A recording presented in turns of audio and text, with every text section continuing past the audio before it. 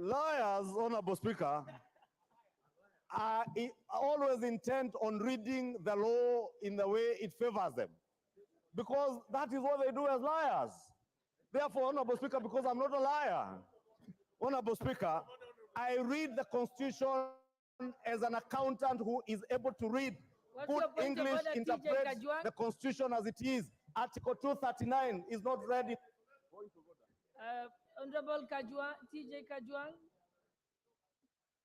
CJ Kajwang. Madam Speaker, of course, the majority leader wants to have some very humorous opportunity in the House to make this debate lively.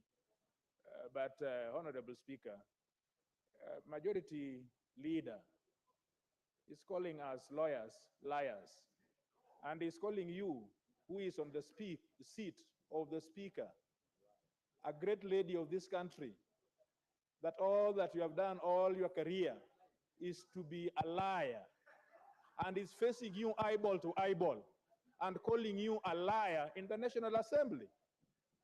Well, Otiende and I, we are small people in this society. But Madam Speaker, you of all the people, you are a liar. Madam Speaker, is he in order to call us lawyers who have struggled our horse years and practiced more than 30 years in this country, that we are just but liars? Honorable Leader of Majority, I hope to God you are not calling me a liar, but what I heard was that you were saying liar or lawyers. Please confirm that you're not calling the lawyers in the House liars.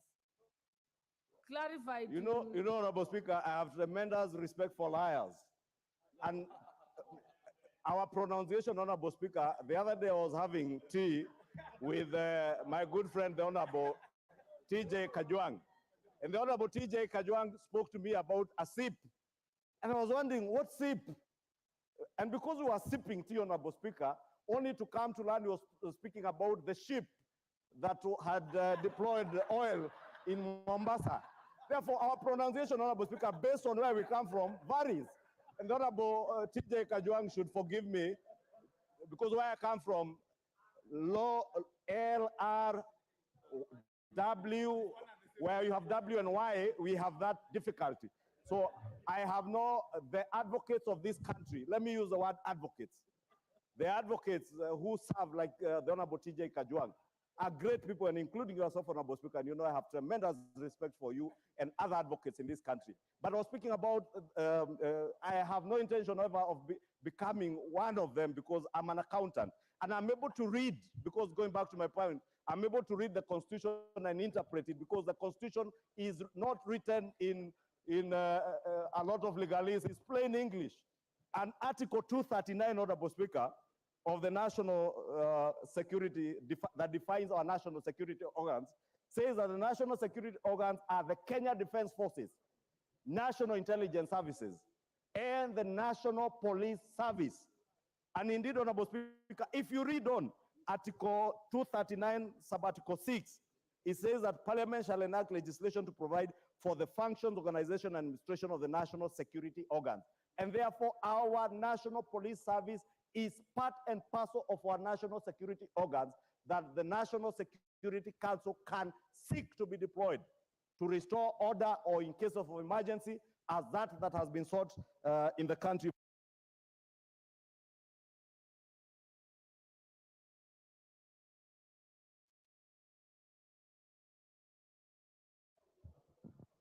The Honorable Member for Kisumu West, Honorable Rosa Buyu. Honorable Speaker, thank you for this opportunity.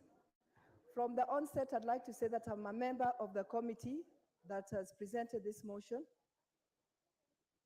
Madam Speaker, unfortunately, in the final stages, when this report was being written, I had to dash to my constituency, and therefore was not able to be present to append my signature as a dissenting voice to this report.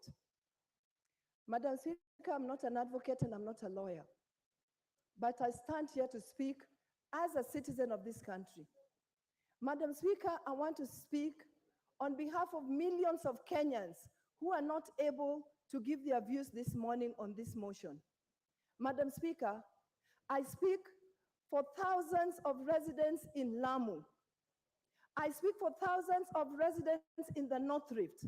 Madam Speaker, I stand to speak for residents who are in Northeastern. And I also stand to speak for all those residents in Sondu who in the recent past have experienced the skirmishes of the clashes that have cost many Kenyans their lives. Madam Speaker, the UN recommendation report clearly states that there should be one policeman at a ratio of 450 citizens. In Kenya today, Madam Speaker, we have one policeman to the ratio of 1,152 Kenyans. Madam Speaker, the result of this can clearly be seen in this country, where the impact of few police officers is felt in the violent occurrences in many parts of this country, where many Kenyans end up losing their lives. Madam Speaker, we've been told that security does not lie in the numbers of security officers. That might be true, but Madam Speaker, you can only train and make good quality of numbers that you have. Madam Speaker, we know that charity begins at home. Madam Speaker, where is the sense in taking 1,000 police officers to Haiti when Kenyans are dying in need of protection, in need of service from their police officers? Madam Speaker, the government or the head of the government took an oath to protect the lives of its citizens.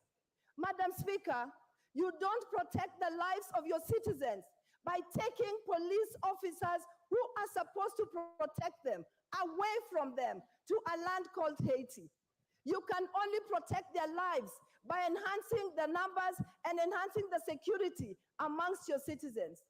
Madam Speaker, we've also been told in this report, and we've heard from the leader of majority, that Kenya owes it to the international community, which we are part of.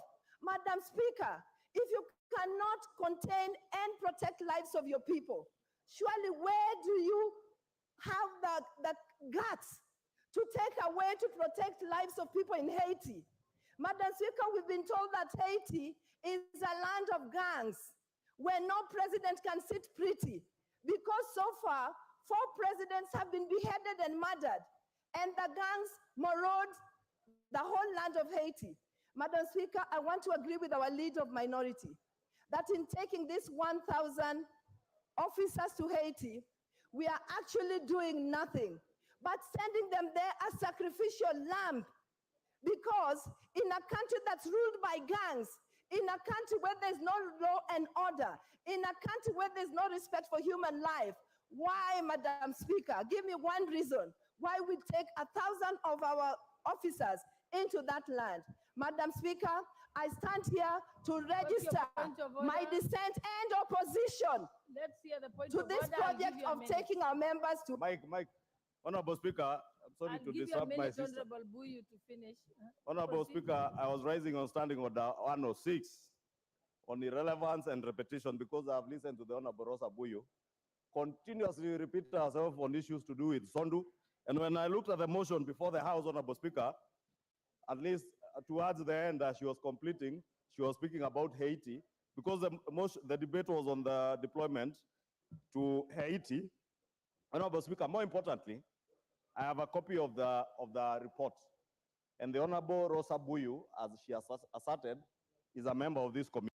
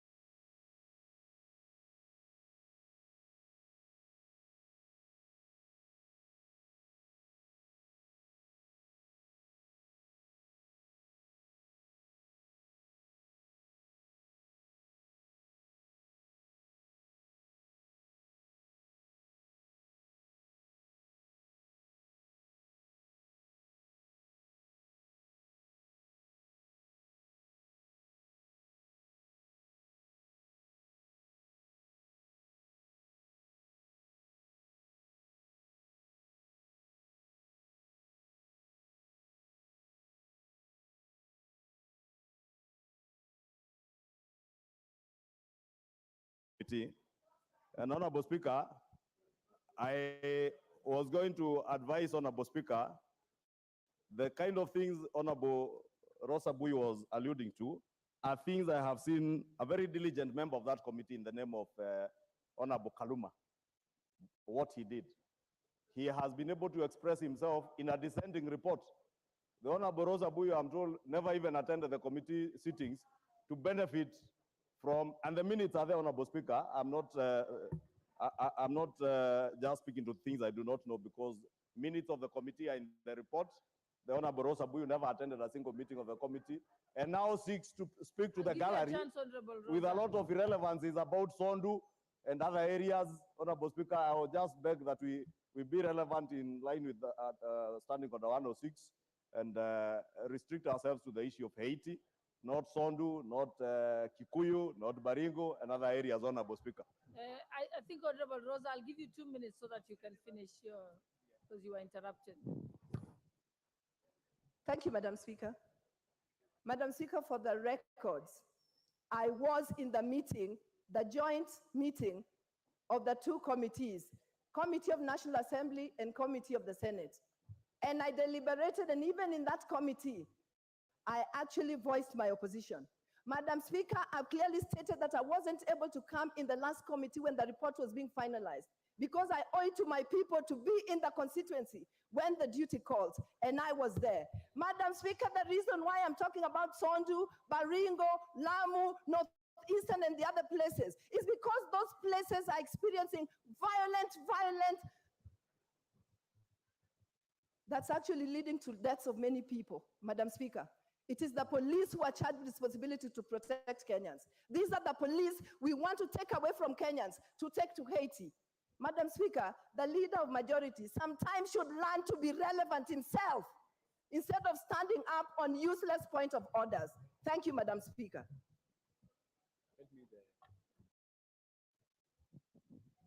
Honorable TJ, your point of order. Madam Speaker, I have been listening to the debate which is going in the House. Let us be sober. The onerous duty, Madam Speaker, that has been given to us as the National Assembly to approve forces deployment is a very important thing. And so let us take out emotions and let us look at facts, because this, in my recollection, is the very first time we are doing this. And at the end of the day, it will be our appendage to the force distribution or deployment as a mandate of the National Assembly. Madam Speaker, I'm just looking at the law so that we do not do something unconstitutional and so that we don't do something outside the law. Section 108 of the Police Service Act states that the president may, on the application of the government of a reciprocating country and so on. I have looked at the functions.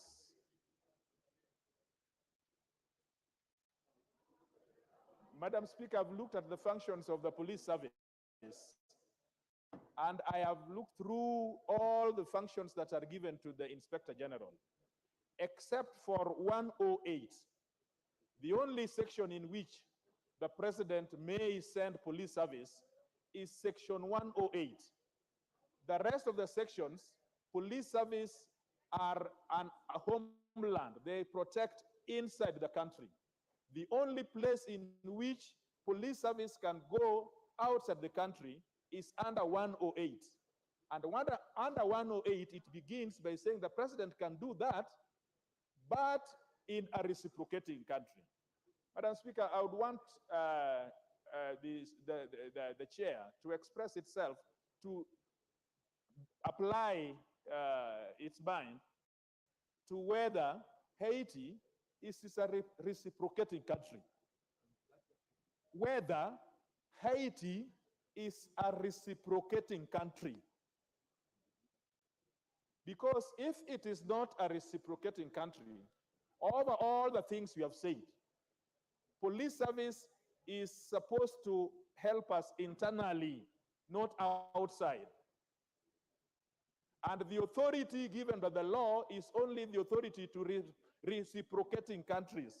And so, Madam Speaker, I think this is a very important issue that even as we are going on, I don't say that we stay the proceedings, but I'm asking that the speakership should apply its mind and come back with a reasoned communication from the chair, whether in the facts of this matter, Haiti is a reciprocating country for which we as National Assembly have the requisite jurisdiction to approve the forces to go to a foreign country. Thank you so much, Madam Speaker. The Honorable Member for Kamkunji, Honorable Yusuf.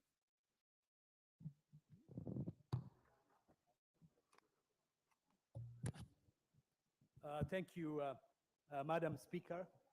I stand to support this resolution, and I do so as a former member of the United Nations and full respect for the UN Charter and our role as a member of the international community.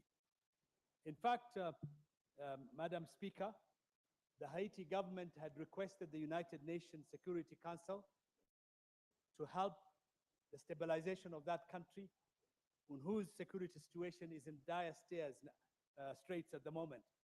The situation in Haiti is grim. Law and order has collapsed, and the people of Haiti and the government of Haiti need support. And as a result of that, the UN Security Council passed a resolution. This is a resolution which was passed on the 2nd of October 2023, which approved the deployment of UN troops and UN police to stabilize the situation in Haiti. And every UN resolution has, which deploys peacekeeping, has a police component. Under Chapter 6 or Chapter 7 of the UN Charter, the UN has the powers to deploy peacekeeping forces, peace enforcement forces, and that includes a police component, which in this particular case, the Republic of Kenya has been asked, and at the request of the Haitian government and at the request of the United Nations, we are now obliged to deploy a police force to Haiti. We are not an island, Madam Speaker. We don't live in an isolated world. We are part of the international community, and Haiti is not an isolated country for us. Haitians are of African descent, and Kenya, as a member of the African Union, fully supports not only the 55 African countries that are members of the African Union and also members of the United Nations, but all the countries with people of African descent, which includes the entire Caribbean nations, Brazil, and many other countries. And with the history of Haiti as it is, we've had a major interaction with the people and the leadership of Haiti over the years. From 1945, if you remember, when the Pan-African Conference was held in Manchester in the UK, the 5th Pan-African Conference, Jomo Kenyatta, who became our president, attended that. We also had a Haitian delegation. We had a large number of Caribbean delegation, including CLR James, William Dubois. So we have always been part of the Pan-African movement, of which at Haiti, as an important country, is an integral part. We are not, this is not the first time we are deploying internationally, Madam Speaker. There's a lot of commotion here. Can you, Honorable Speaker, we cannot engage in the proper debate. we're having serious disruptions of the air here. I can, A very important member is your first time, I think, to hear us. Madam Speaker, Honorable Caroli, please do not address the member. You can only address the House through the chair. Okay, proceed, Honorable. Madam Speaker, for the information of this House, this is not the first time Kenya has deployed internationally in peacekeeping operations. We have deployed more than 15 times. I personally remember serving in a number of peacekeeping missions. We deployed in East Timor. East Timor at that time did not have a government. The government had collapsed, and the United Nations deployed peacekeeping forces and ran that country until it became independent. And we had a police force. We have also deployed, Madam Speaker, in Namibia, in Cambodia, in Yugoslavia, in Bosnia-Herzegovina, in East Timor, as I have said, in Sierra Leone, in Kosovo, in Angola. And at the moment, we have police officers serving in conflict areas in South Sudan, in Somalia, the Democratic Republic of Congo, Sudan, and Western Sahara. So our forces have been in place, and therefore what we are doing now is just deploying in support of a UN resolution to keep peace in Haiti. And we need to support the people of Haiti. We need to be part of the solution to the problem of Haiti. And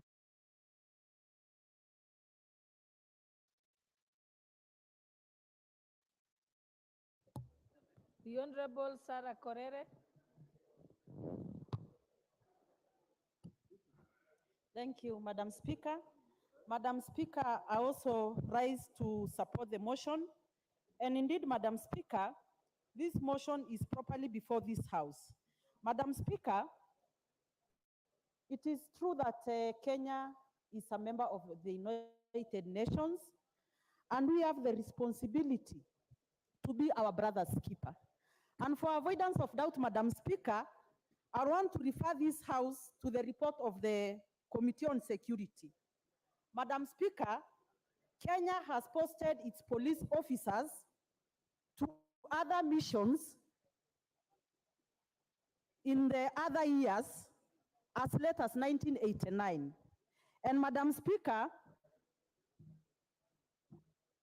in 1989 to 1990, Kenya deployed its officers to Namibia, and we sent 30 officers to Namibia. In 1992 to 1993, Kenya sent its officers to Cambodia, 20 of them. In 1992 to 1995, police officers were sent to the former Yugoslavia, 50 officers were sent there. In 1995 to 1996, Kenyan officers were sent to Bosnia, and 20 officers were sent there. In 1999 to 2002, we sent 40 officers to East Timor. In 1998, we sent police and civilian support to Croatia, and 20 officers were sent. 1998 to 1999, officers were sent to Sierra Leone mission, and 5 officers were sent. Madam Speaker, in 1999 to 2005, officers again were sent to Sierra Leone, and 51 officers were sent. In 1999 to 2008, officers were sent to Kosovo, and 98 officers were sent to Kosovo. In the year 2005 and 2006, the African Union sent Kenyan officers, 50 of them to Darfur. And Madam Speaker, to date, we have officers in South Sudan, we have officers in Somalia, we have officers in the DRC, we have officers in Abyei, we have officers in Western Sahara, we have police officers in New York, we have police officers in Italy and Addis Ababa. And Madam Speaker, when this thing came before our committee, we raised several questions. One among them was, Haiti is a French-speaking country. How are we going to send our officers there? And Madam Speaker, it came to my realization that security officers speak in silence. And that is why if you come to Laikipia today, Madam Speaker, where the British Army used to train since colonial times to date, you will get children of mixed races. And these officers don't speak in Maasai language, and the Maasais don't speak the British language. But how these things happen, it is because security officers speak in silence. And Madam Speaker, Burundi is sending its troops there. Burundi is a Swahili and French-speaking nation. and they're going to give support to our troops. Senegal is sending its troops there. Madam Speaker, we are a global nation. We are an international community. When the world is not safe, when Haiti is not safe, we are not safe. What is happening in Haiti, Madam Speaker, is some gangs terrorizing locals. Women are raped, children are kicked out of their houses, and what our police is going to do is to give support to the Haitian police to train them, to secure critical infrastructure. And Madam Speaker, if a woman in Haiti is not saved, I'm not saving Kenya. So Madam Speaker, I want to support, and again, I want to refer this House to the Constitution.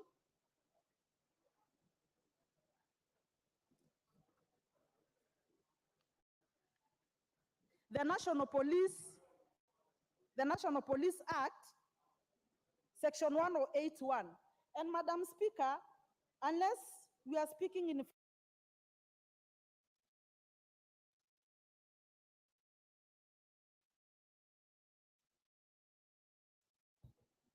The Honorable Member for Nyaribari Chache, Zahi Janda.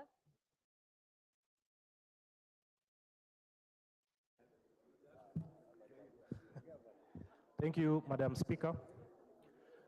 Madam Speaker, I rise to support the Haiti motion because, Madam Speaker, we are a global community of nations, and it is absolutely essential for Kenya, together with other multinationals, to help Haiti.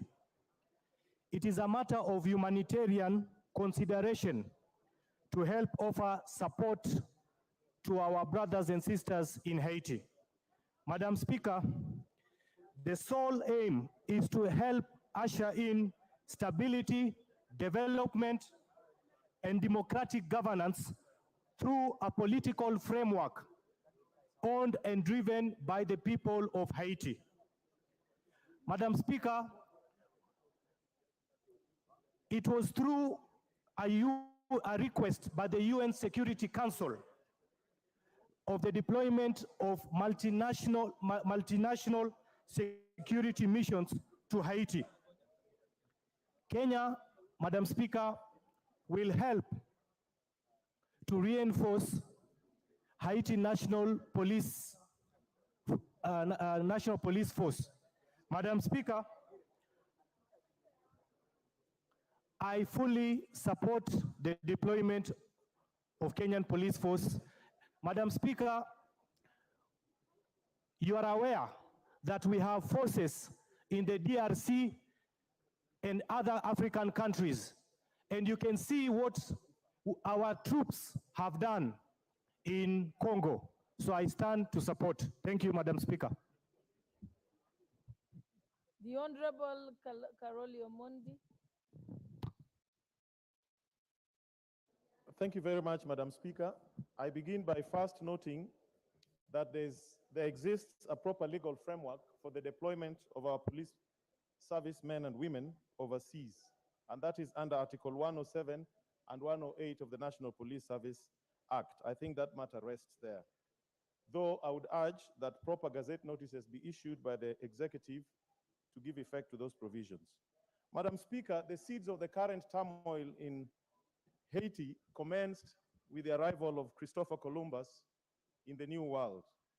And if you read, you've had the privilege of reading the book by C.L.R. James, The Black Jacobins, who was a teacher of my friend who has just left here, the member for Kamkunji. He begins by saying, Christopher Columbus landed in the New World, and after praising God, urgently inquired for gold. In other words, it was an expedition of exploitation. And when they annihilated the indigenous Indian population of Haiti, efforts were made to transship Africans from the west coast of Africa to Haiti. And since then, Haiti has prospered, created a lot of wealth for so many people, but has also been a tragedy to the African people.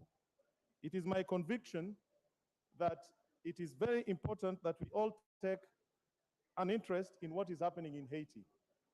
Haiti was the first African-led country in the Western Hemisphere, where the slaves rose up, fought away the French, won their freedom.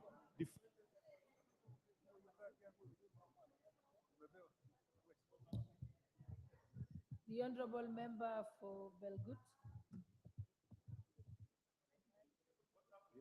Member for Belgut is not there. The honorable member for Tindiret. Your time is up. Is it me or? Let's give the honorable chair now that he has arrived. Thank you, Honorable Speaker. Allow me also to add my voice on the deployment to Haiti. And like many of my colleagues have said, in fact, I really don't understand why they did not involve the Defense Committee on this matter. And I've listened to TJ Kajwang. I just want to invite him also to look at the act.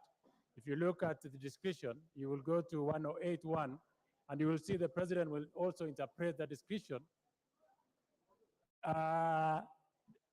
differently.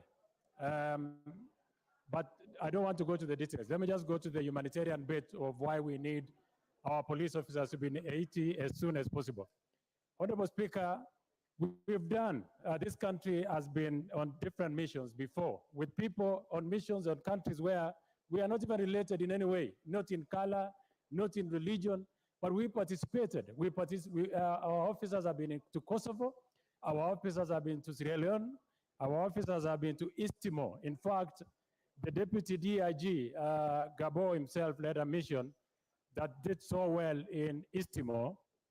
And it is part of the reasons why we must deploy our officers to Haiti. Kenya in 2018 was recognized, and 28 officers by the United Nations and promoted. In fact, the United Nations took one of the officers, the Chief Inspector of Police, Kerubo, and retained her in the UN because of the deployment that had been done to Southern Sudan and the work that they did in Southern Sudan, and in recognition for their distinguished service in Southern Sudan in trying to restore peace in that country. Our officers were recognized by the United Nations, and on 26th June of 2028, 23 Kenyan police officers were awarded different medals of recognition for that effort. Honorable Speaker, our foreign policy is hinged on 5 pillars. There is peace diplomacy, economic diplomacy, environmental diplomacy, cultural diplomacy, and diaspora diplomacy. This country must continuously be the anchor of peace that it is.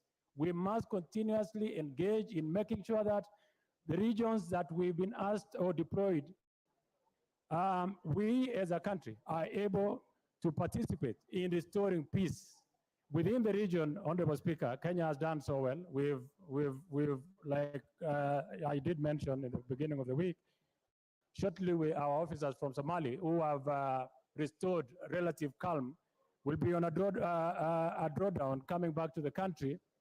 We are engaged in peace missions within the region, in the Democratic Republic of Congo, Somalia, Burundi, and many other countries. I honestly do not see why we cannot go to Haiti.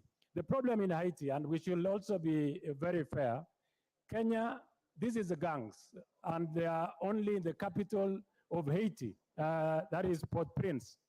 The gangs that Haiti is dealing with are about 200 gangs. This country before, and the records are here in this house, in the year 2017, we were told Kenya had 325 gangs, including Mungiki, including Chingororo, and many other gangs that we have.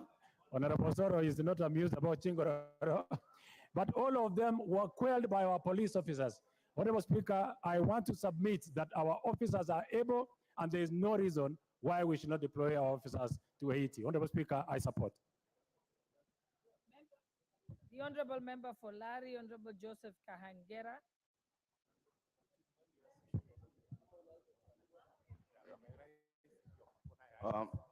Thank you, Madam Speaker.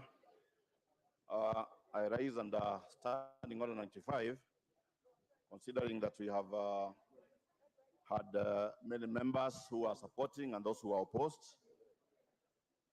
considering also that we have more important business before the House. Madam Speaker, I wish to ask that the mover be called to reply. It seems it's the mood of the House that I should.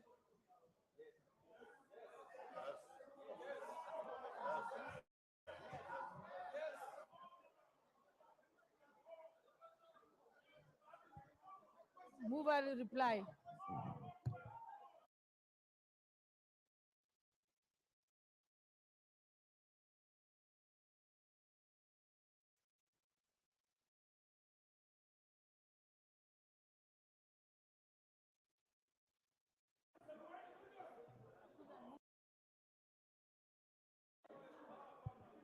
It seems it's the mood of the House.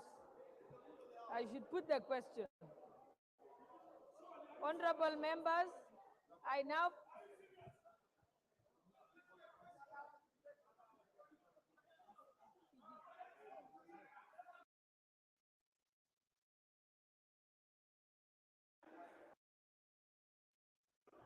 Honorable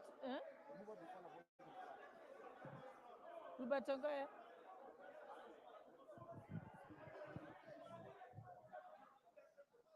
Honorable members, it's hard to decide, so we'll proceed with this first. Honorable members, I now put the question that taking into account the consideration and the recommendations of the Joint Committee of the National Assembly, Departmental Committee on Administration and Internal Security,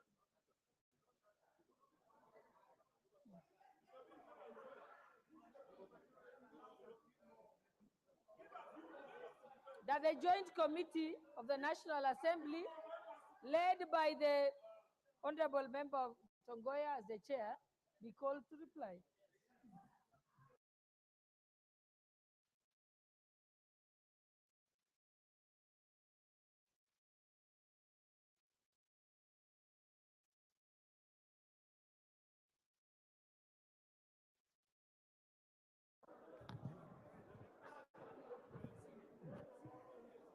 Honorable members, I now put the question that taking into consideration,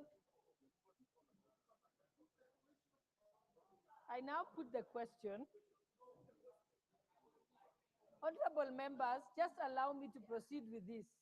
We have to say it properly, which means I have to say the title of the Joint Committee, which is chaired by Honorable Tongoya, to be called to reply. I want to put that question. Yeah, so if you just let me do my job.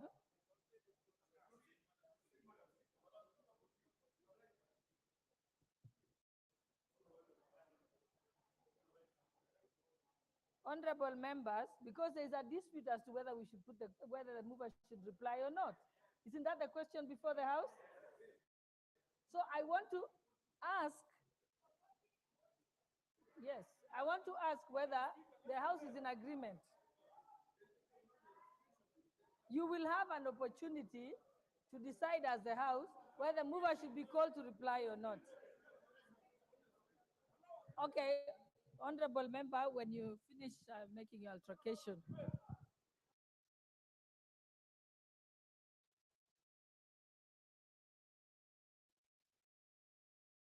What's your point of order, Honorable Otiende?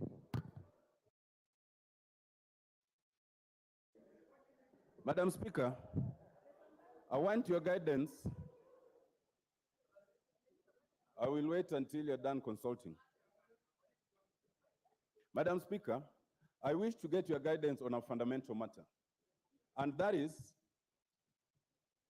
the fact that this being a house of debate, usually the minority will have their say and the majority will have their way. Madam Speaker, I want to bring to your attention that it may not be easy for you to determine who is the majority and who is the minority. But it is clear that in the course of this very short debate, it is the majority who have had the greatest contribution in the following manner. The Honorable Yusuf came to the minority side and is clearly of the majority side. The Honorable Korere came to the minority side. It's clearly of the majority side, with the result that being minority, we are not even, I'm on a point of order. Mr. Majority Leader, I'm on a point of order. You can't be on a point of order. Honorable So all I Otiende, wanted, your guidance is this. The guidance I want is this. I will give you the guidance. Yes, where it is clear that the minority is denied both their say and clearly their way, is that in line with the parliamentary standing orders? Honorable Otiende, the mere fact that somebody is from the minority side doesn't mean that they are required to always object or not support the report. The point is that the minority side got the opportunity equal to that of the majority side. If the members of the minority side decided to support the majority side, that is within the prerogative of those individual members. And honorable members, because seems to be disagreement as to whether the mover should reply or not, I will put the question as to whether the mover should reply or not, and then you will have the chance to have your ayes and nays. Honorable members, I now put the question that the mover be called to reply. Will as many as of that opinion say aye? Will as many as of the contrary opinion say nay? The ayes have it.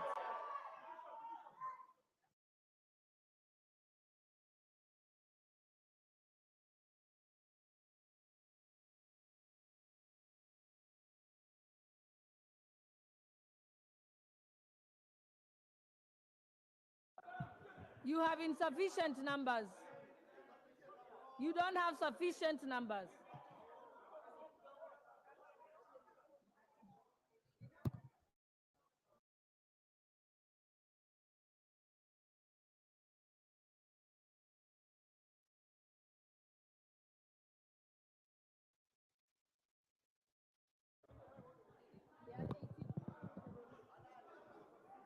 Okay, the numbers are not sufficient. Mover to reply. Thank you, Madam Speaker. Madam Speaker, I want to take this opportunity to really thank members who contributed into this very important motion. And having keenly listened to all of them, it's true, it's a very important matter. And I want to appreciate all of you who supported to send our very disciplined, professional, and competent officers to the country of Haiti to help bring peace to that country of our African descendant. Madam Speaker, I just want to highlight a few things. One, why Kenya was appointed as the lead nation. It's true, Madam Speaker, is on record that Kenya has previously participated in helping bringing peace to the world. And there are a few countries that we had mentioned, and mentioned by Leader Majority and others who have spoken. What's your point of order, Honorable Osoro? Madam Speaker, protect me. Honorable Speaker, Honorable Mayo is acting disorderly in this house. She's tearing and throwing papers around while a member is making presentation. Honorable Speaker, I think it is quite in order for her to behave that way in the floor of the house. Tearing papers, you know, throwing papers all over, walking around and shouting. Honorable Catherine Omayo. Okay, I didn't see that, but I will get the cameras. We will have the cameras reviewed, and the matter she can be dealt with at a later time. Let us proceed, member for Narok. So, Madam Speaker, thank you so much. I've just mentioned that it really, I want to outline a few things, Madam Speaker. One, the very fundamental question before us here is whether the procedure was followed. I want to confirm to the country and this House that the committee followed the due process of law to the letter. And it has been actually from the report, Madam Speaker, attached to the report, it indicated how we, from the Security Council, from the UN, coming to the CS, Internal Security and Administration, coming, but Leader Kidogo, just a bit. So I want to confirm that we followed the due process to the letter, Madam Speaker.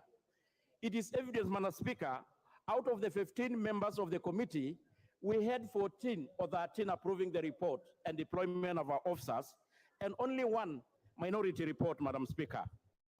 Madam Speaker, it is true that Kenya has participated previously in several peace missions, and they had continuously done it with great distinction and honor. We are a proud country that we are known for many other things, and including also our officers to help bringing peace. Madam Speaker, there is one thing that I want just to bring it to the attention, that the period of deployment is 1 year, and it will be reviewed after nine months. Another thing of importance to mention, Madam Speaker, the cost. I know Kenyans are wondering and asking questions on who bears the cost.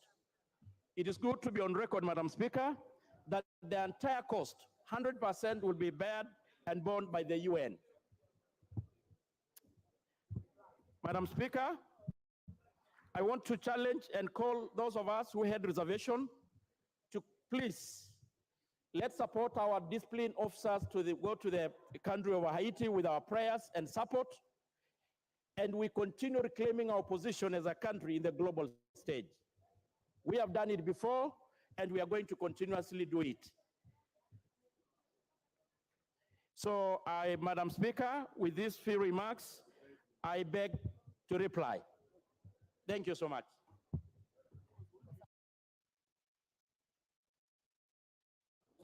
Honorable members, thank you. Honorable members, I now put the question that taking into consideration the recommendation of the Joint Committee of the National Assembly, Departmental Committee on Administration and Internal Security, and the Senate Standing Committee on the National Security, Defense, and Foreign Relations, in its report on the request regarding the deployment of officers of the National Police Service to the Multinational Security Support Mission to Haiti, laid on the table of this House on Wednesday, 15th November 2023, and pursuant to the provisions of Article 248A, this House approves the deployment of the officers of the National Police Service to the Multinational Security Support Mission to Haiti. Will as many as of that opinion say aye? Aye. Will as many as of the contrary opinion say nay? The ayes have it. Next order. Order number 10, report on the first supplementary estimates for the financial year 2023-2024.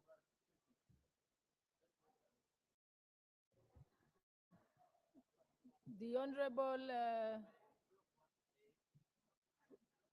proceed.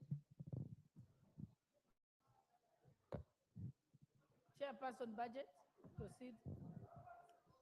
Thank you very much, Honorable Speaker, and I thank you very much for giving me this opportunity. Honorable Speaker, I rise to move the report from the Budget and Appropriations Committee, the report on the supplementary estimates 1 of the financial year 2023-2024. And Honorable Speaker, previously I've had many minutes to move this kind of bills and reports, and therefore, Honorable Speaker, today I don't wish to take so much time because I can see we have a lot of business that is important, Honorable Speaker, today. But Honorable Speaker, I just first of all want to wish to bring to the attention of the House that the budget that we are currently implementing is a budget of 3.744 trillion shillings. And Honorable Speaker, what we are doing with these supplementary estimates is that we are realigning government priorities in regards to the current circumstance, Honorable Speaker, so that we are able to allocate our resources in areas that are a high impact and that will have the shortest time from the input to output. Honorable Speaker, we are making this supplementary budget or estimates in a situation where our country, Honorable Speaker, is facing a myriad of issues. And therefore, what we try to do as the Budget and Appropriations Committee is to align the limited resources that we have as our country to be able to address the issues that are current and that which gives a great foundation for the future of Kenya that we are creating. And to go to specifics, Honorable Speaker, Honorable Chairperson, I hope you will move the motion as written after you finish. yes, the I'll move preamble. after I finish. Or I can do that even now. I move.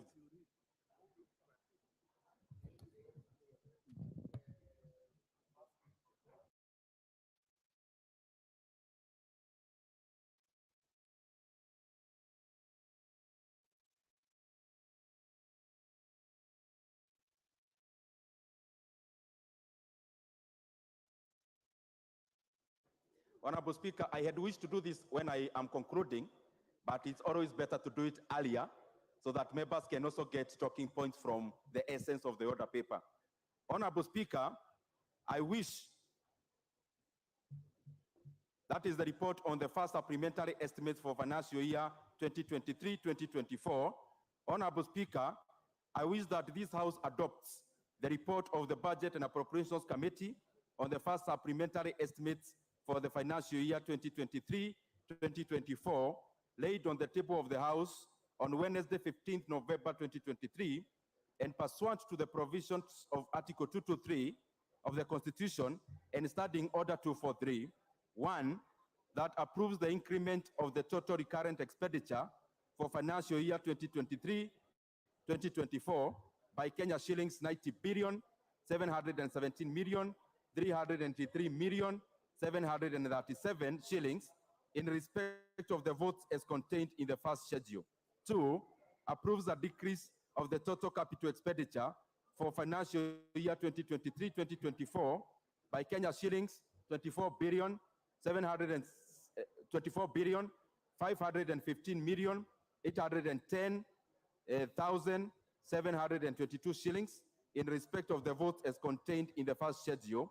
3, approves an overall increase in the total budget for financial year 2023-2024 by Kenya shillings 66 billion, 201 million, 573,015 shillings in respect of the votes as contained in the first schedule. And 4, approves Kenya shillings 1 billion, 736 million, 121,765 spent under Article 223 of the Constitution in respect of the votes outlined in the third schedule. 5, resolves as the first schedule forms the basis for the introduction of the Supplementary Appropriations Number 3 Bill of 2023, and 6, further makes the policy resolutions contained in the fourth schedule to the order paper. Honorable Speaker, I'll just add a few remarks before I move.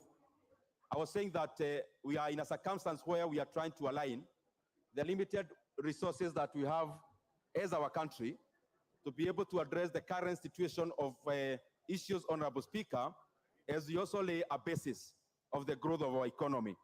And Honorable Speaker, I want to laud this House because of the policies that we have been making, both on the finance sphere, but also in regards to budget, because all these are laws that we make in this House. Honorable Speaker, I don't know whether the consultations can be a bit lower. Honorable members, let us give the chair budget kindly opportunity to be heard. So let's consult in lower tones. Thank you. Thank you very much, Madam Speaker. Honorable Speaker, I'm saying that I want to laud this House because of the policies that we have been making, both on the finance front and also on the budget, because these are laws that we make. And even budget making process, Honorable Speaker, is part of lawmaking in one respect. Honorable Speaker, I want to say that our country has had several issues that we are dealing with in regards to the economic growth on the front of the macros, but also what I would call the economy of the pocket. And Honorable Speaker, the economy of the pocket, where the rubber meets the road, I want to say that there is room for improvement in terms of making sure that the standard of life of Kenyans is improving, also as we lower the cost of living. And Honorable Speaker, this is always a moving target, and we are doing everything possible so that we have this contained and aligned. But Honorable Speaker, it is important also that we celebrate some of the issues that are happening in our country. Even with the hardships that we have in our economy, Honorable Speaker, it is important that I mention to this House that through the policies that we make, we have been able to contain inflation as one of the parameters of macroeconomics, Honorable Speaker. And I want to say that a year ago where we were in terms of inflation, in regards to now or comparative to now, we are in a much better situation. And Honorable Speaker, I say so because our inflation was almost going into double digits. But as we talk here, Honorable Speaker, last month, the data we got from the Kenya National Bureau of Statistics is that our inflation is actually below 7%. It is important that I mention that our benchmark in terms of inflation in Kenya is 5%, and then there is a band of plus or minus 2.5% either way. And therefore, Honorable Speaker, on that front, it is important that I mention we are doing well. But Honorable Speaker, on the way we measure inflation, we look at it on the food side, which is food inflation, and also we add fuel inflation, and then lastly, co-inflation. I want to say that we have been doing pretty well out of the fiscal policies that we have employed in terms of containing food inflation. But also, Honorable Speaker, we have a challenge on fuel inflation, and I am sure the policies that we are putting in place will also address that sphere. And therefore, Honorable Speaker, our inflation would actually be much lower were it not for the gains that have been subdued by the fuel inflation side, Honorable Speaker, and especially on issues that are largely beyond the control of our country, Kenya.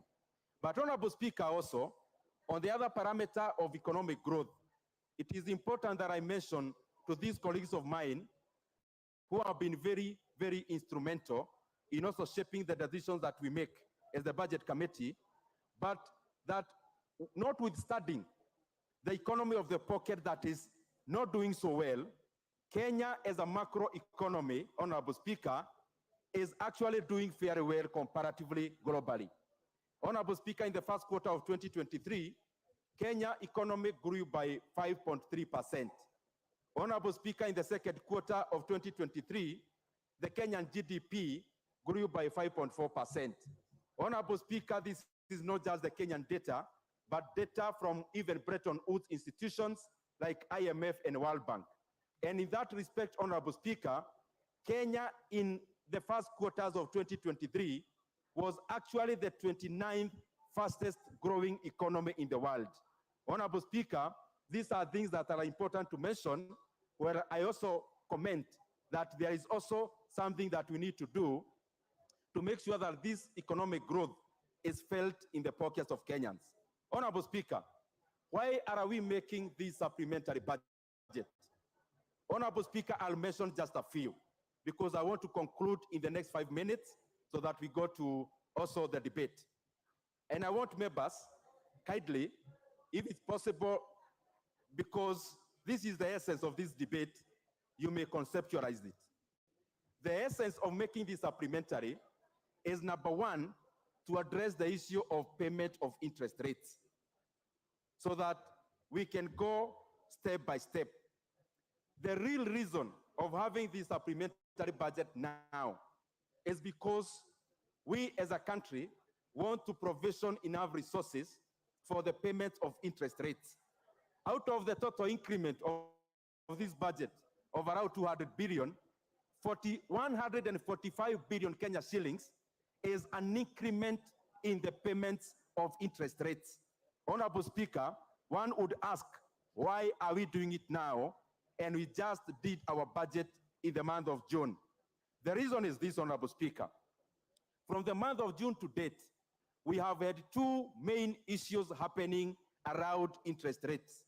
One is the interest rate itself, which is the cost of money. Honorable Speaker, we have had to raise our interest rates as home so that, Honorable Speaker, we can make Kenya attractive for capital inflows. Honorable Speaker, this is a contractionary measure, Honorable Speaker, that we are doing as an economy. Honorable Speaker, interest rates, therefore, domestically and globally have been rising. And and therefore the cost of our debt has been rising. And therefore we needed to provision monies for the payment of this interest rate. On the second front is Forex. Honorable Speaker, our debt 1 year ago was 50-50, 50% domestic and 50% foreign. In a debt situation of 10 trillion, it therefore means our foreign debt was around 5 trillion Kenya shillings. And actually, to quote precisely, Honorable Speaker, it was actually 4.3 trillion Kenya shillings in terms of our domestic debt. Now, out of this foreign debt, majority of it, Honorable Speaker, is dollar denominated. But the Kenya shilling has lost around 20% from January to date. And actually also from June to now, we have been subdued. And therefore, Honorable Speaker, we are provisioning monies so that we are able to pay our obligations timely, Honorable Speaker. And the reason for this, Honorable Speaker, is that the government funds itself using cash, which is the Kenya shilling. But in terms of the payments of international or foreign obligations, we use domestic currencies. That is where there is a loss, Honorable Speaker, and therefore our country will be spending an extra 145 billion Kenya shillings as an increase in cost of our debts when it comes to repayment of our interest rates alone. Secondly, Honorable Speaker, some of the increments that you have made in this budget, number one is education. We have put in 20 billion Kenya shillings into TSC. Honorable Speaker, out of the policies we have passed in this house, policies around NITA, policies around the new NSHF, Honorable Speaker, the previous NHIF, the issues around NSSF, we needed to provision TSC with money, being the largest employer in Kenya, for the portion as the employer to be able to cater for those statutories.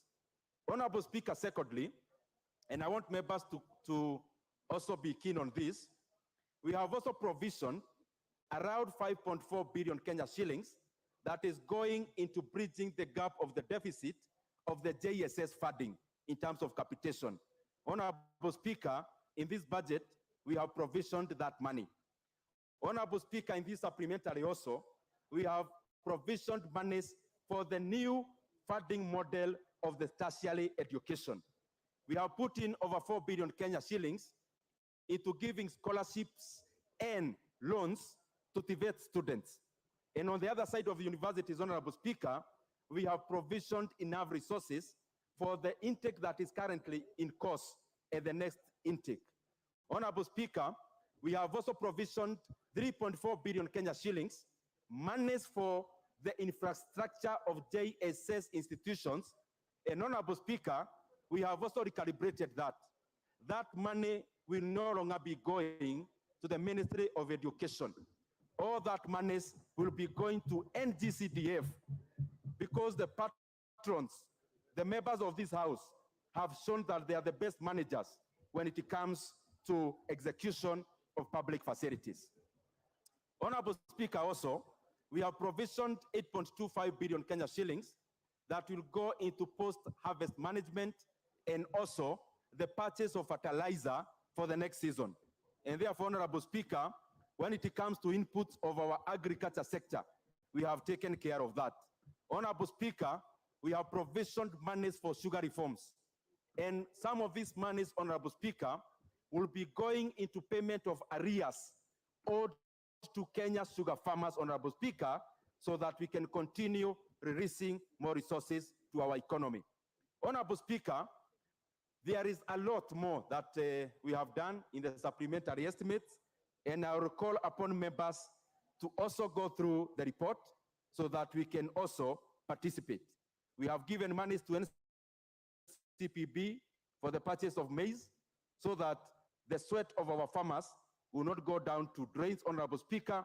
And we have also provisioned money for coffee cherry fund, Honorable Speaker, so that our coffee farmers can have, Honorable Speaker, a facility to take forward the agriculture sector, and especially when it comes to cash crops.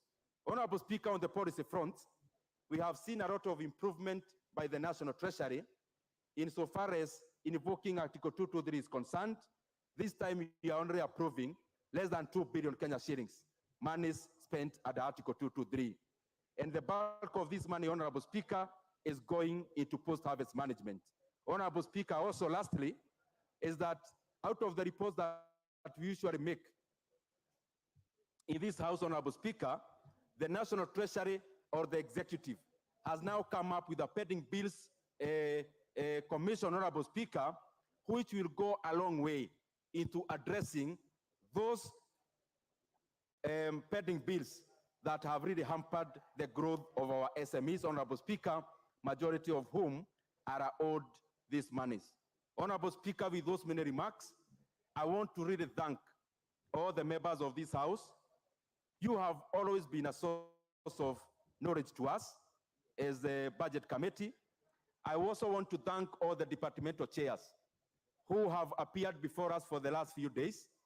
And something we also do as the Budget and Appropriations Committee, Honorable Speaker, is that we also ride on the knowledge and the wisdom of the departmental chairs. Honorable Speaker, if you check our reports, you'll clearly see that the Budget and Appropriations Committee respect all the decisions by the departmental chairs. There is usually hardly variations. We rarely never do any variations from the departmental chairs' reports because we believe we should also be capitalizing on the wisdom and the knowledge of the members of the departmental committees in this House. With those many remarks, Honorable Speaker, I beg to move and request the very able Vice Chair of the Budget and Appropriations Committee, the Honorable Mary Emase, to second.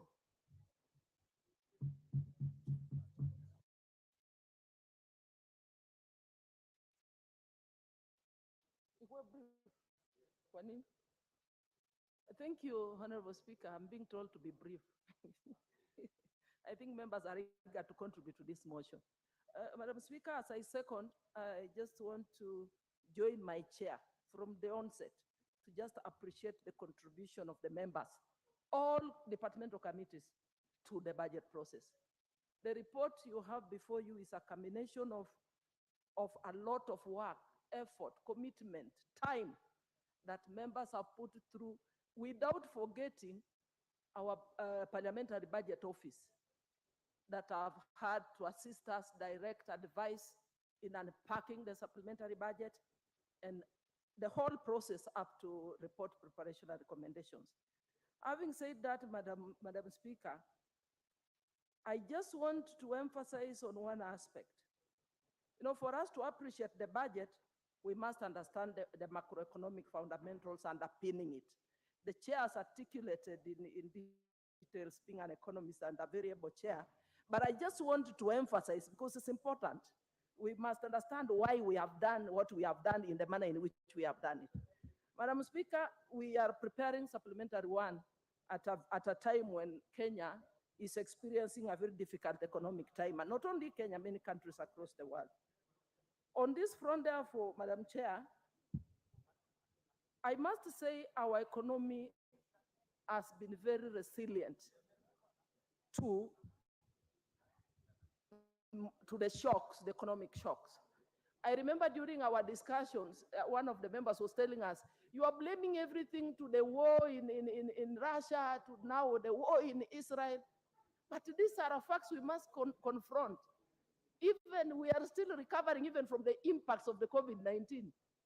Then came the wars, and now we have the vulnerability to debt, and because of the economic tightening of many advanced economies, we are seeing increase in interest rates, we are seeing fluctuations in the exchange rates. So all these things have affected us. And therefore, in view of the foregoing, Madam Speaker, we had to rearrange the budget. We have to rearrange the budget in a manner that addresses or mitigates the impacts of these challenges in the economy. Therefore, just a case in point, we must do this so that we can be able to cushion Kenyans, cushion the nation from more or severe, impacts of the same, and alleviate Kenyans from suffering. Therefore, just a case in point, I want to speak to the aspect of debt. We know that Kenya borrowed the Eurobond sometime in 2014. But to date, that has attracted 70 billion. And right now we're having our foreign debt at 448.7 billion and domestic debt is at 415. And we are about to borrow more. So what am I saying?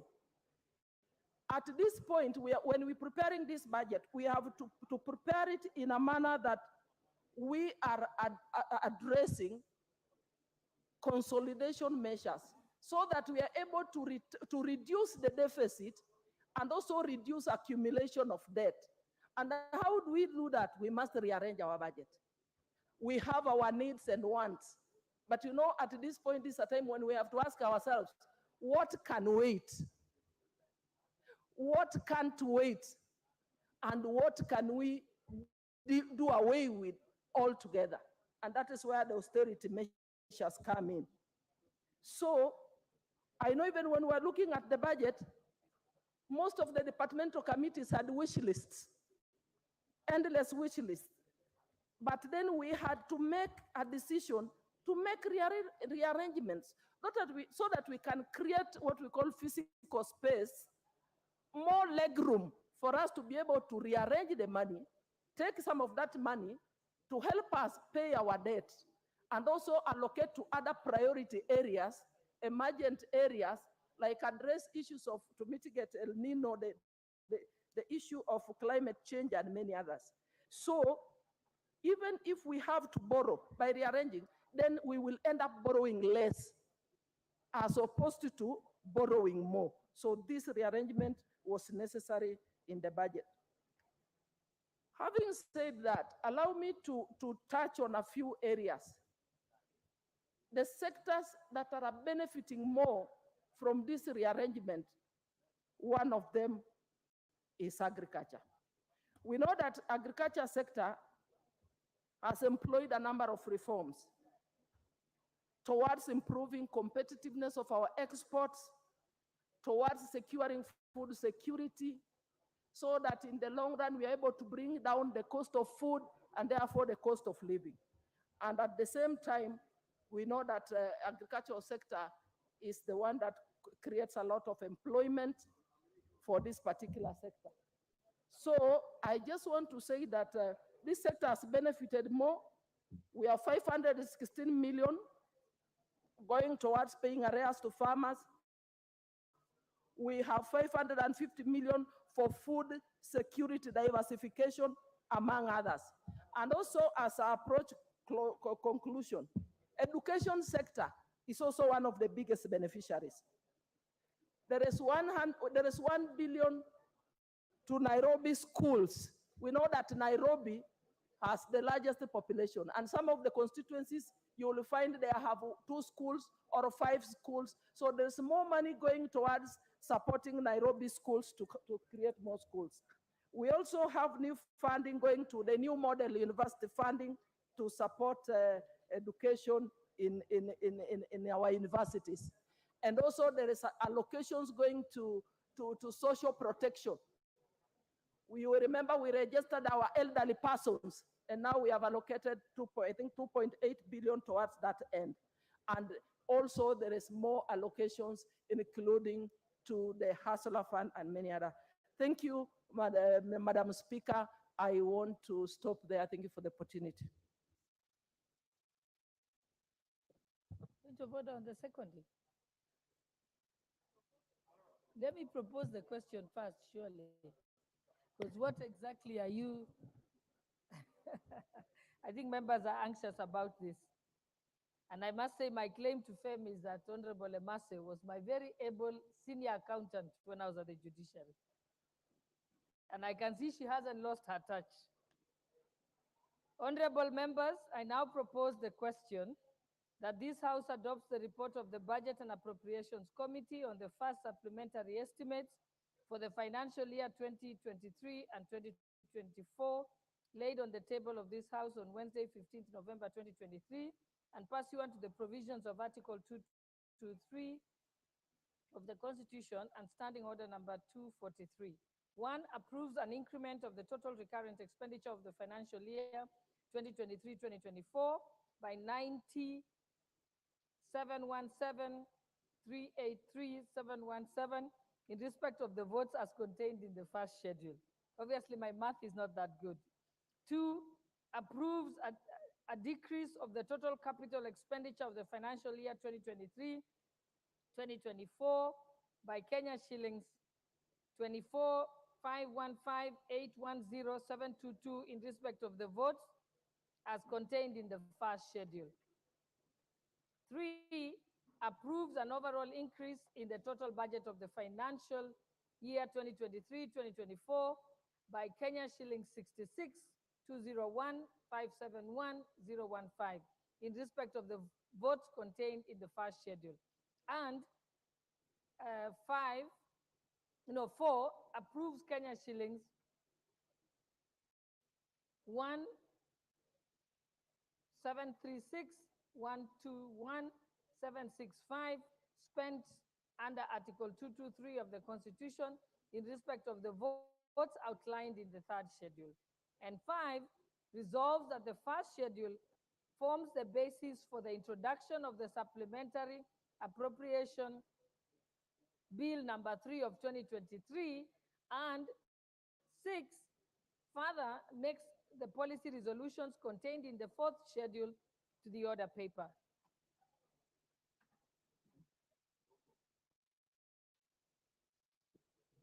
You may now have your point of order before the debate, Yes, or do you want the debate to start? Then maybe your point of order can mature. I'm starting order number 97, Madam Speaker, on the limitation of the debate. That in the view that members have so much interest to contribute on this debate, we reduce from 10 minutes to 5 minutes, so that many members can be able to get opportunity to contribute. And I be the first to be given opportunity to contribute, Madam Speaker. Thank you.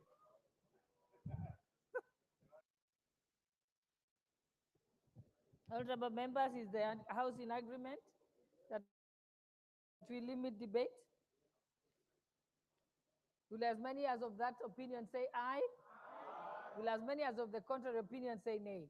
So the debate is limited to 5 minutes per member. Of course, with the exception of the leader of majority and leader of minority.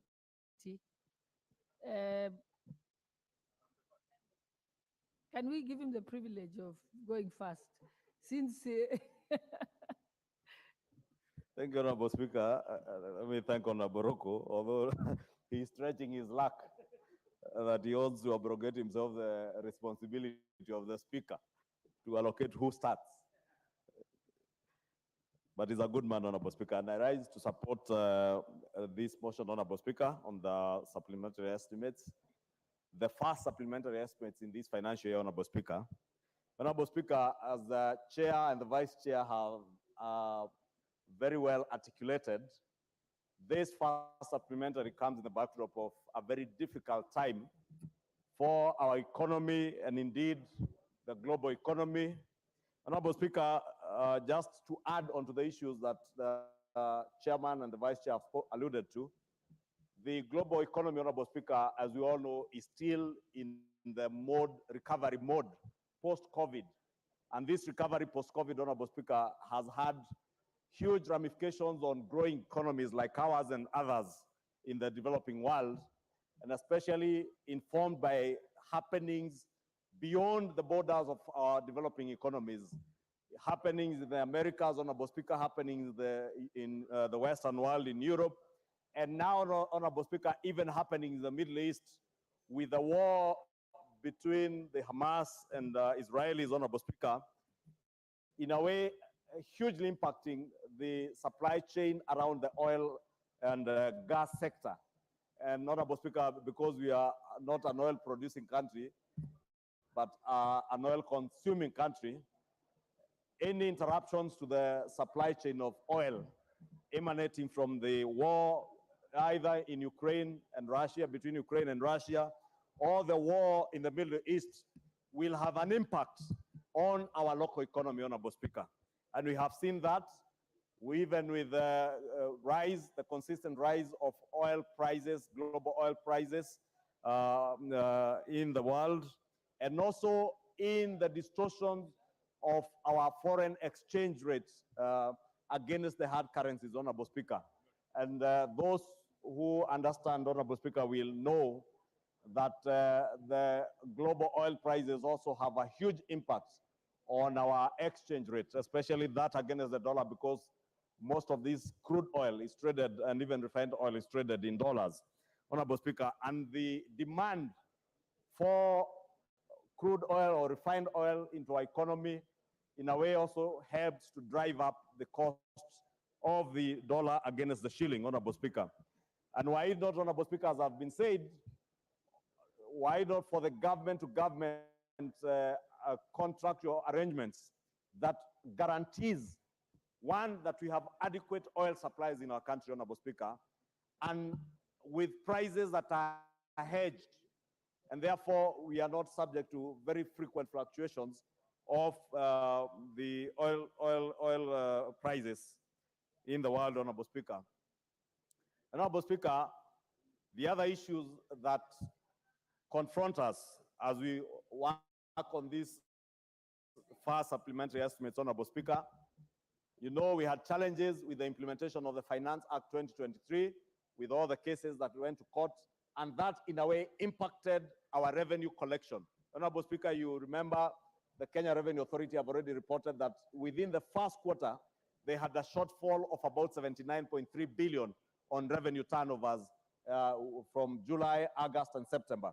I am glad, Honorable Speaker, to note that in the month of October, all the revenue streams that KRA is collecting from, be it VAT on fuel, be it excise duty, be it our income tax, all our revenue streams and our tax instruments are performing now. And at least, Honorable Speaker, I was happy to note in one of the reports by KRA that taxes, especially around fuel, are now performing above target at almost 106% above target. And there is hope that if that progresses, Honorable Speaker, then we shall be able to catch up with the revenue estimates. It's surprising, Honorable Speaker, because there are those who have argued that our taxation on fuel has discouraged Kenyans from consuming fuel. And they will be shocked from estimates and data coming from IPRA and KRA. The consumption of fuel in this country has indeed done the opposite, surprisingly. The consumption of fuel has gone up, and that is why even revenues from the consumption of fuel, Honorable Speaker, are performing. I hear somebody behind me speaking about consumption of alcohol. I'm speaking about consumption of fuel, not alcohol. I don't care, Honorable Speaker, whether the consumption of alcohol goes up or goes down, so long as they can pay taxes. But fuel in a big way, because those who have been listening to those critics of this administration, Honorable Speaker, those are some of the things they have been saying. That even the optimal revenue tax, the tax generation curve, we have reached the optimal level of the curve, that we can no longer generate more revenue from some of these taxes. And therefore, Honorable Speaker, I just want to speak to those critics of this administration and tell them we are yet to get there. We indeed, VAT on fuel is the first evidence that indeed that is an area where we were yet to exploit our opportunities to broaden our tax base, Honorable Speaker. Honorable Speaker, we have had other challenges, Honorable Speaker, besides those of revenue, the challenges that have been alluded to of foreign exchange fluctuations and interest rate increments, both at the domestic level and even on the international market. And as I said, Honorable Speaker, if you look at what happened in the Americas after the COVID pandemic, the American government had a lot of subsidies that they were giving to their people, which created a huge inflationary situation in their country.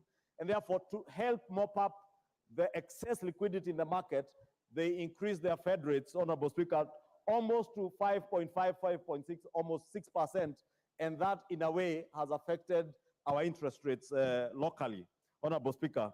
Besides what the chair of the Budget Committee alluded to, that we've also had to increase our local interest rates to be able to attract investments into our country, especially from funds that come to invest in our country, Honorable Speaker, in government securities. And with that, Honorable Speaker, that has meant that our cost of financing or cost of servicing our debt has also gone up as interest rates go up. Honorable Speaker, members will note from these supplementary estimates, close to 145 billion shillings is expenditure that is going to service our debt. Honorable Speaker, if you can protect me from these people making noise behind me, Honorable Speaker. Honorable members, order. Senior counsel. Honorable Speaker, I was saying, Proceed. Honorable Speaker, I was saying 145 billion shillings going to service debt. And again, Honorable Speaker, those who are pontificating about how good they are in fighting for Kenyans on the cost of living are never honest enough to tell Kenyans that the huge burden of public debt that we are now having to pay an extra 145 billion shillings for was occasioned by bad macroeconomic policies under a regime that they served in and that they supported, Honorable Speaker. And we must be honest, Honorable Speaker. And I say this with all due respect to my colleagues, even those that I am engaging with in the National Dialogue Committee. Because, Honorable Speaker, I have seen them pontificate on the cost of living, demand that we must now implement policies that we as a Kenya Kwanza administration never went out to Kenyans to campaign on.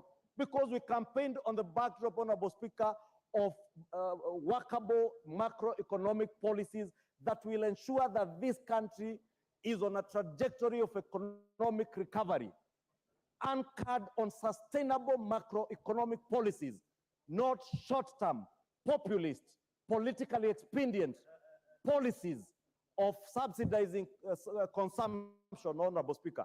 In these supplementary estimates, Honorable Speaker, the chair of the Energy Committee and the chair of Budget will tell you we are having now to pay 4 billion shillings for subsidizing fuel, not bills incurred by this administration, but fuel subsidy bills incurred by the previous administration, Honorable Speaker. And when we told them that the policies of subsidizing consumption that they were pursuing were not helping this country, Honorable Speaker, they will not listen to us. I say this, Honorable Speaker, because I sit at a place where I have seen people now begin to use the question of the cost of living to play populist politics. I must thank the Budget and Appropriations Committee and members of this House who have stood to do what is right for the country and for posterity, rather than doing what is populist, because it's very easy, Honorable Speaker, as I said during the State of the Nation address debate, for His Excellency the President to wake up today and announce very populist policies, subsidize UNGA. Well, as UNGA now, Honorable Speaker, I was in from a friend of mine called Ouma in Umoja, sending me screenshots of a supermarket in Umoja, where they are now buying Pembe at 157, some of the most expensive brands of UNGA. Therefore, if those who purport to have gone to the streets on account of the cost of living, and they use the sufuria and UNGA as the excuse, Honorable Speaker, today, when UNGA was at 210, they were in the streets. Today, you want to threaten us that you can go back to the streets on account of UNGA at 157 for the most expensive brands. There are brands that are going for even 140 shillings. We must drop this pretense, Honorable Speaker. We must speak to the issues. I have seen others attempt to excite and incite university students on account of funding, the new funding model, Honorable Speaker. And it's unfortunate, Honorable Speaker, that even very senior leaders in this country, Honorable Speaker, speak to issues that they have absolutely no information on. They have not sought to understand what is this housing agenda, Honorable Speaker. They have not sought to understand what is this new funding model of our universities, Honorable Speaker. Today, we have 15 billion shillings here, 14 actually, Honorable Speaker, 10.3 billion shillings going to the university's funding model to help to the Higher Education Loans Board. Yet you see political leaders attempting to incite our university students over help. Shame on them, Honorable Speaker. The Budget Appropriations Committee and the National Treasury have 10.3 billion shillings to go to the Higher Education Loans Board. Shame on to them, Honorable Speaker. 3.6 billion is going to university scholarships under the new funding model. Our school capitation, Honorable Speaker, the junior secondary school, another 6.5 billion.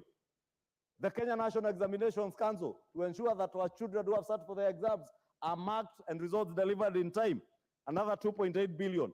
Our TVET institutions for funding, for the new funding model, 4.6. Honorable Speaker, on account of the Kenya University and Colleges Placement Services and the funding of the new universities and colleges funding model, Honorable Speaker, you can see 14 plus 4.6 billion is close to 20 billion shillings going to fund our university and college students.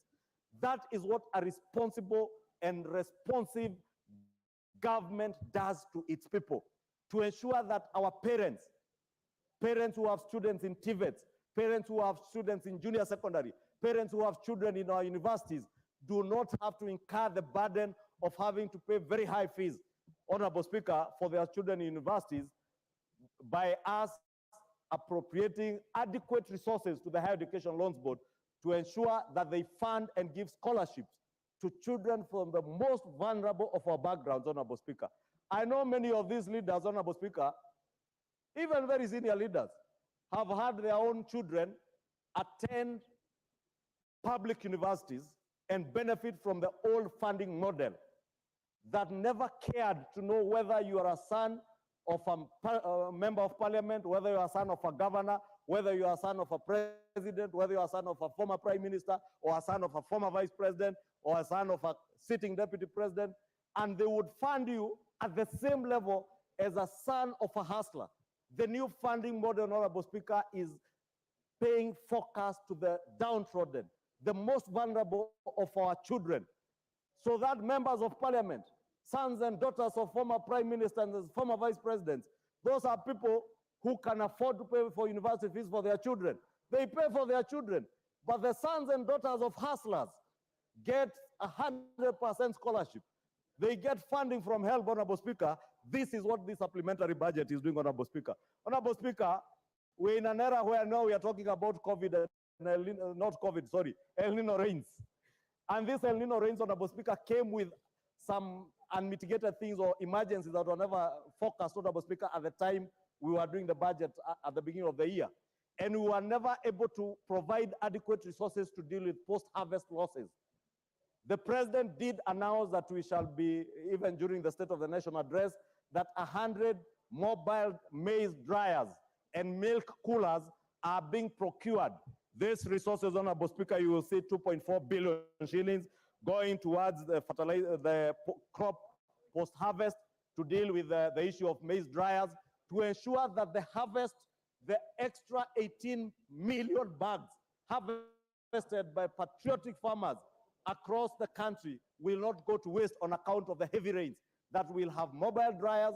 Farmers will be able to pay only 70 shillings down from 350 shillings to be able to dry their maize and ensure that there is unga available in the sufurias that some of my colleagues here are putting on their heads and pretending that they are leading what they call a sufuria revolution. There is no sufuria revolution. There is now a revolution to ensure that we are able to subsidize production and give Kenyans affordable food. Honorable Speaker, not just maize, even milk. There is likely to be a milk glut with the heavy rains, Honorable Speaker. Our maize farmer, our milk farmers and dairy producers are likely to produce milk. We must ensure that we have milk coolers. We're able to convert that milk to powder milk to store for any eventualities during the dry season, Honorable Speaker. And there are many other interventions, Honorable Speaker, touching on security, universal health coverage, Honorable Speaker. Although I have reservation, Honorable Speaker, I have seen reallocations where we are reallocating 200 million shillings, Honorable Speaker, to go to some primate research institute.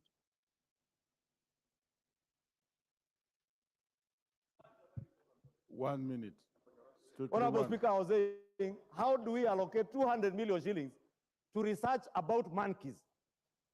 Because this primate research, Honorable Speaker, is not researching on universal health coverage for human beings. How do you remove 200 million shillings from universal health coverage to go and research about monkeys?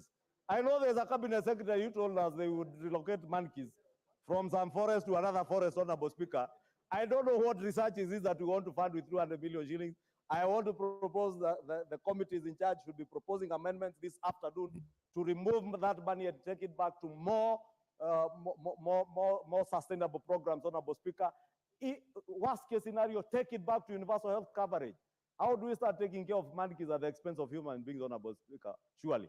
Honorable Speaker, with that, I beg to support, and I want to call to shame those who want to use the cost of living as an excuse to incite Kenyans. We have sustainable macroeconomic policies that will deal decisively with the question of the cost of living to Kenyans. Let us not play politics with it.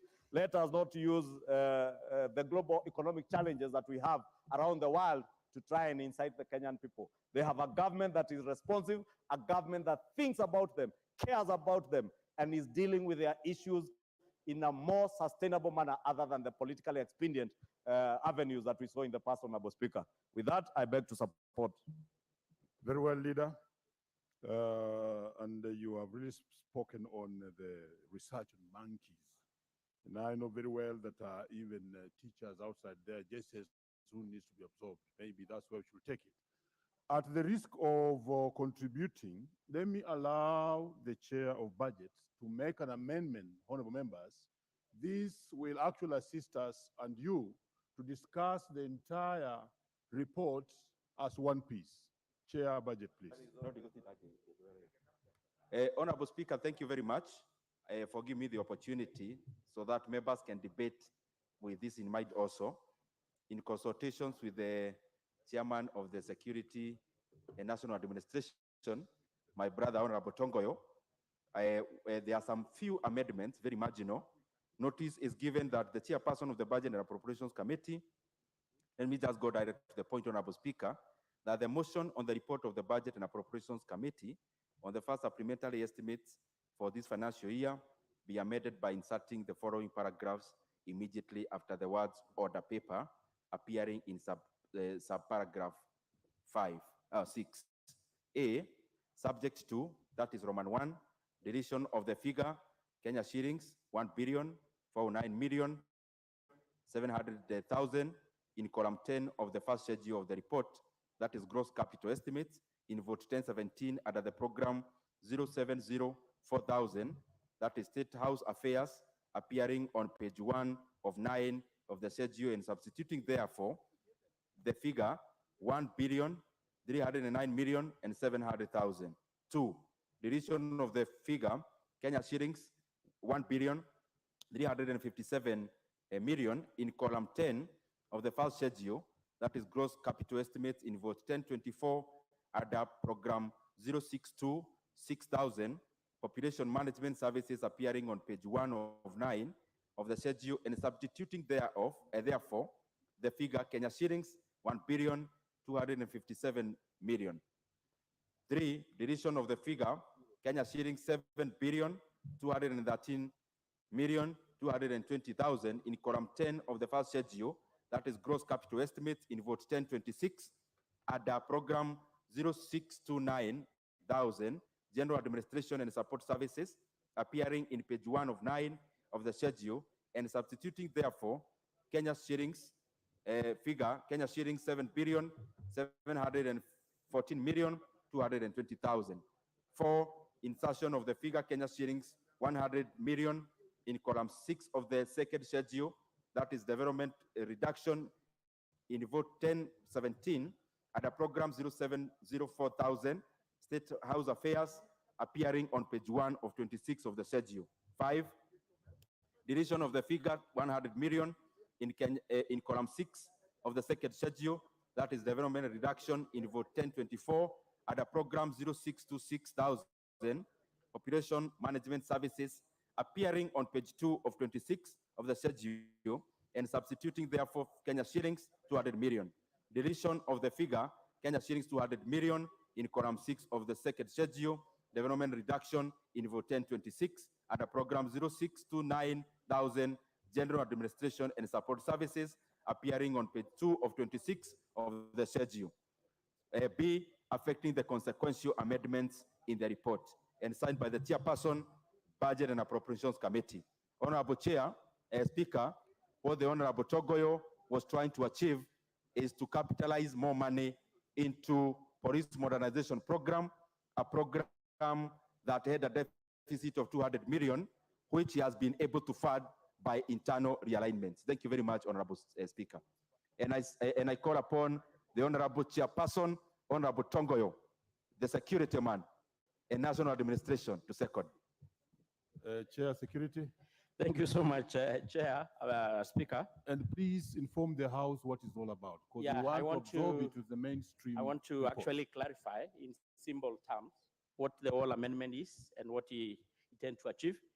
But first, I want to thank the Chair, Budget and Appropriation Committee, and of course, the entire Budget Committee for seeing it fit to bring this amendment. Speaker, it's true the Chair had mentioned that we know the situation we are in as a country, especially on matter security. His Excellency the President had always been talking about bringing modernization and revolutionize our security apparatus. And we had got a facility, and in this budget, it was actually about 6.5 billion to modernize our security agencies, actually the National Police Service, to buy the AMRAPs, APCs, the gunshot helicopters, the unmanned vehicle that is actually the drones. And what we intend to achieve is to protect that fund so that it can able to help our security personnel to enhance their operation so that we can able to tackle the insecurity that we are facing as a country, Mr. Speaker. So there were a little bit, some small cuts, and that is what we wanted to cure so that the very crucial services of security don't get affected, Mr. Speaker. So with this, I second the amendment. Thank you.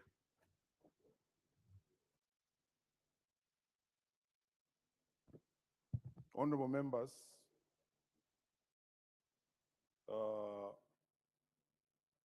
I now propose the question that the motion be debated as amended by the Chair of Budget. Will as many as of that opinion say aye? Will as many as of contrary opinion say nay? The ayes have it. And I also want to order that the amendments as prescribed on this sheet, which I'm holding and which is in circulation, be provided to all the honorable members so that as they debate this motion, they are able to actually refer to it, especially as we proceed to the Committee of Supplies. Thank you. Next to speak on this, and first here is Honorable James Nyika.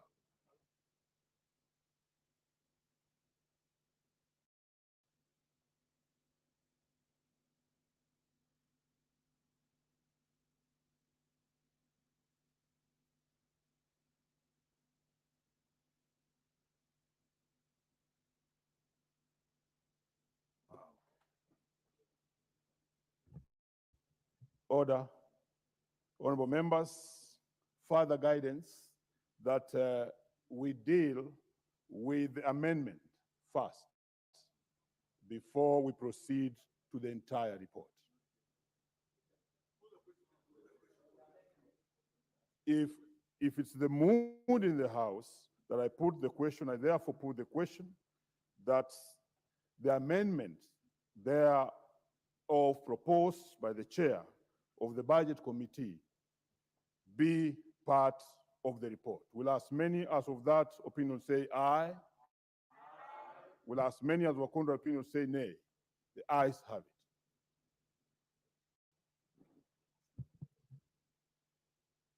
To the motion, as amended. First to speak on the amended motion, James Nyikal. Thank you, Mr. Speaker, for giving me this opportunity to contribute to the debate on the supplementary budget. Mr. Speaker, I must applaud the Finance Committee, the Budget Committee for this, because it is important that we actually get these supplementary budgets. But the government budget that actually drives the economy. It is the biggest financial supplier to the economy.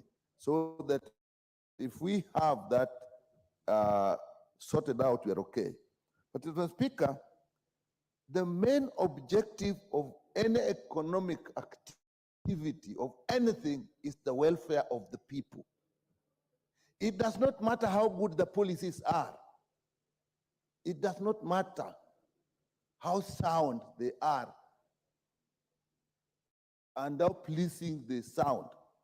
If the people do not feel it in their daily lives, in the food they put on the table, in what they pay for energy that they use in their homes, what they put in their cars, what they pay for public transport, what they feel in their health care, what they feel in their education, then whatever improvement is of no consequence. And I think the chair of the budget actually put it very clearly when he reduced it to the word economics of the pockets. It is at that level that we feel it. And therefore, when we do all these things, there will only be growth if people feel in their pockets that they can live. It does not matter. You must be able to wake up, get food on the table, travel on your matatu, get onto your border. That is what matters. So when the issues that we're addressing in this country is to a large extent still the cost of living, we cannot run away from it. Whatever we do, that is the thing we must address. When we talk of debts, it is not fair when we're in government to keep blaming the first government. That is why you are in government. Sort out the problems. Don't keep saying this is the person who did this. Okay, that is, we have had that from the time of campaign. Now we want solutions. If the debts, we say they are rising, the debts can only rise if you are taking debts now. You can't then blame it on the past. Things I've heard, we're talking a lot, I'm not an economist, we're talking a lot of paying debts. That is fair, so that we remain credible in the world of money. But I've never heard us talk about restructuring. I don't think as a country we can insist that we'll pay all the debts even if our children are dying. That is one thing I've never heard. I know the chair of budget is somebody who is very well grounded in economics, but I've never heard us talking about restructuring. Must we pay today, even when our children are dying? Can't we say that this will pay that? That I've never heard. Whether this is on purpose, I've heard it in many circles, but not when we are dealing with our issue. When we talk of increasing taxes so that we increasing rates so that we attract money from abroad, we must also realize that if the debts are increased, it has an effect on our economy. People cannot borrow here and actually get into business because of that. So there must be a very clear balance on that. The leader of majority actually made a very good statement that you reach an optimum level when you are talking about taxes or even fuel. You will get increased revenue as the taxes go up, but you reach a point that actually now the revenue is reduced. Although we are saying that we have not got the optimum level, we are getting there. But even today in the media, we have reports that are indicating that we are collecting less, particularly for the areas where we were thinking from the taxes. So that is something that this way we actually look at. These are simple, these are well-known facts. Even where we apply money, I actually am happy that you're applying money in education, in university, and so on. But I just want to get one point, and Mr. Mr. Speaker, I'll ask you to allow me to do this. How, when good policies, if not properly applied, actually cause a problem? I can see somebody wants to blame others for what is happening in the university. It is very simple. This funding is actually a good principle. It is how it was applied, the mechanics of implementing it. There were three. I'm telling you, the interests here are overwhelming. You have had your bites. Honorable Julius Meli. Thank you, Mr. Speaker. Mr. Speaker, I rise to support this and commend the Chair Budget and Appropriation Committee and the whole Committee of Budget, Mr. Speaker, for well documented report on the supplementary budget. Mr. Speaker, this budget has addressed pertinent issues and the issues that affect the people, the issues that affect the common person. The issues at play, Mr. Speaker, as a chair of education, I just want to pinpoint them, but I'll actually look at the whole spectrum of the budget, supplementary budget one. That one, Mr. Speaker, I want to laud the government that this time the budget has not interfered a lot with the development aspect, especially in the university education.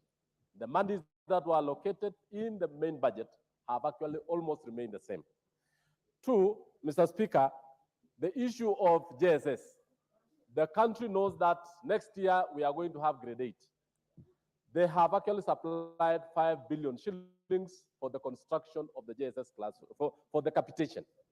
On top of that, it was the wisdom of the Education Committee, Mr. Speaker, that 3.4 billion shillings be actually taken to NGCDF so that members of this committee will actually give a shilling for a shilling, which will be actually around 6.6 billion towards the construction of 16,000 classrooms in this republic.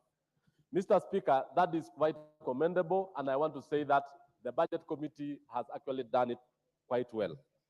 Mr. Speaker, on the issue of university funding, and I want to alert the member for SEME that the funding formula is actually for the downtrodden, the poor. In this particular case, Mr. Speaker, I want to point to the House that last week, the Committee of Education directed the Higher Education Loans Board to give the pocket money to the students first. Thereafter, disburse the loans, and lastly, disburse the scholarship funds. This one was very important, and this has been done, Mr. Speaker. On the issue of the JSS teachers, I want to say that it is very important that the issues that were at play has actually been captured well, Mr. Speaker. I also want to point out that we have the issue of the sugar reforms. I want to laud the government. First of all, in the main budget, most of the loans were actually written off, and actually, Mr. Speaker, the monies that were actually supplied this time were actually have been captured well. Lastly, Mr. Speaker, on the issue of budget, I want to say that this was good, and I want to thank the member for that. Mr. Speaker. Thank you. What's your point of order, Honorable Murungara? Thank you. Thank you very much, Mr. Speaker. Mr. Speaker, allow me to stand under Standing Order 95, and I wish to explain as follows. Mr. Speaker, sir, as soon as we finish the debate, which we are going on very well, we are moving on to the Committee on Supply. In this committee, we will move item by item as we supply money to the government. Every member will have the opportunity to actually contribute on every item you want to contribute, and therefore, we may actually be repeating ourselves. Therefore, consider that we have the entire afternoon for all these members to talk. May I move that the mover be called upon to reply? Thank you.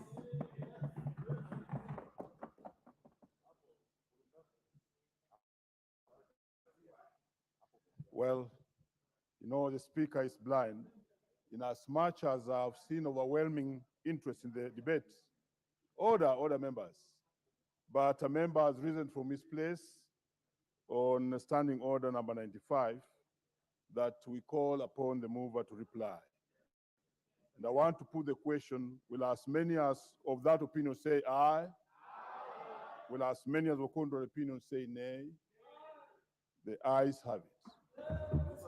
So let me direct as follows, that as we invite the mover to reply, when we go in the afternoon in the Committee of Supplies, let the members be allowed to speak on this supplementary budget.